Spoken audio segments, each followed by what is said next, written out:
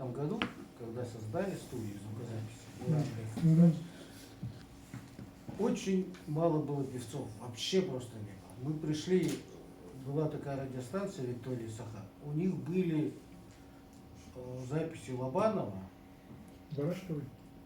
Барашкова не было, мы записывали. Егоровых, Трапезникова, Ну да. да, Платонов? все, Платонов, да, ну там Заболский. практически 10 человек их было. Да? Да. И мы начали, когда записывать, было очень много разных певцов. Да? И те, которые не умели петь, но они пели по-якутски. И тогда Петров сказал, мы записываем всех, вообще всех. И не нам решать, Какой язык хороший, какой кто язык из плохой. них, да, кто из них хороший, кто из них плохой. Ну, Бекметров, конечно, гений. Да, это просто, это гениально просто.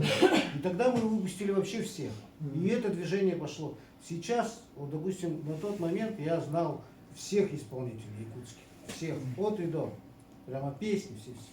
Сейчас я исполнителей не знаю, столько их много. Если бы тогда начали делить, этот хороший, этот плохой, этот умеет петь, этот не умеет, да, такого бы движения не было. Поэтому, да, ты прав, конечно, лучше так.